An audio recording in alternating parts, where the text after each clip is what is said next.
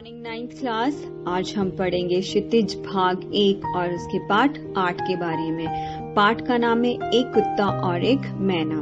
इस पाठ के लेखक हैं हजारी प्रसाद द्विवेदी। एक कुत्ता और एक मैना पाठ में हजारी प्रसाद द्विवेदी ने गुरुदेव रविंद्रनाथ से संबंधित अपनी स्मृतियों को आत्मकथात्मक शैली में प्रस्तुत किया है। लेखक सपरिवार गुरुदेव के दर्शन करने उनके आश्रम में पहुंचते थे। गुरुदेव के प्रति लेखक की बड़ी श्रद्धा थी। गुरुदेव कुछ दिनों के लिए शांति निकेतन छोड़कर श्री निकेतन में रहने लगे थे।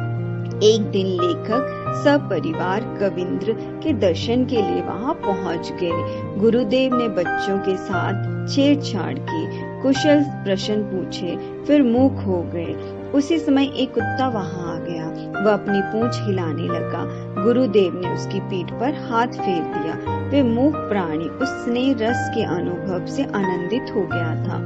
किसी भी मनुष्य की सहायता के बिना वह कुत्ता 2 मील की यात्रा करके वहां आ पहुंचा था। अपने स्नेहदाता के वियोग में विलप हो वहां आने की तकलीफ उसने उठाई थी। उस मूक कुत्ते के संबंध में कवि रविंद्र ने आरोग्य में एक कविता लिखी थी। इस वाक्यहीन प्राणी के नीरव लोचनों के अंदर भावों का भवन समाया हुआ था। कवि ने उस प्राणी को करुण दृष्टि के भीतर विशाल मानव सत्य का सौंदर्य देखा और दिखाया। वह कुत्ता गुरुदेव की मृत्यु होने पर उनके चिता भस्म के साथ उत्तरायण तक जाने को भी तैयार हो गया। उस मूक प्राणी का हृदय भी अनुपम स्नेह का अजर स्रोत है। उस मूक पशु की अश्रुण ममता ने कविंद्र को मानस वीणा में झंकृत कर दिया और वहां से मनोहर कवि का मनोहक नाद सुनाई दिया।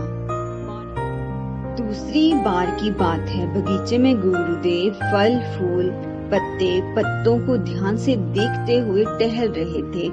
एक अध्यापक महोदय भी उनके पास थे। बीच में गुरुदेव ने कहा कि आश्रम से कोई कहाँ गए, उनकी आवाज क्यों नहीं सुनाई पड़ती।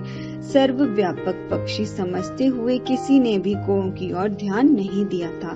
अतः कोई भी कौओं के अभाव को समझ न सका था।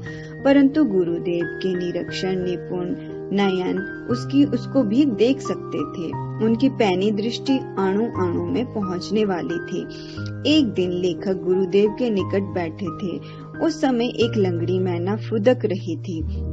उसे देखकर रवि बाबू ने कहा कि मुझे उसकी चाल में करुणा भाव दिखाई देता है। परंतु लेखक मैना को करुणा भाव दिखाने वाला पक्षी ना समझ सके थे। उनके दृष्टिकोण में वह अनुकंपा ही दिखाई करती थी, ना कि करुणा।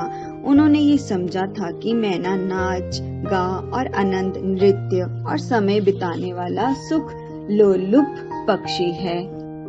अब गुरुदेव की बात उनके मन में बैठ गई। उन्होंने देखा और समझा कि विषाद और विथियों उस मैना की आंखों में तरंगे मारती है। शायद इसी मैना को सामना देखकर ही कविंद्र के मन की मैना बोली थी कि जो एक कविता के रूप में बाहर आई थी। कविता पढ़ने पर लेखक के सामने मैना की मूर्ति साफ हो गई। लेखक को अचंभा हुआ, साथ ही साथ खेद भी कि मैना को देखने पर उन्होंने नहीं देखा। परंतु कवि की सूक्ष्म दृष्टि मैना के मर्म स्थल तक पहुंच गई। कवि की आंखें कहाँ नहीं पहुंचती। एक दिन वह मैना उड़ गई, ना जाने कहाँ गई। उसका गायब होना ही अत्यंत करुणाजनक था।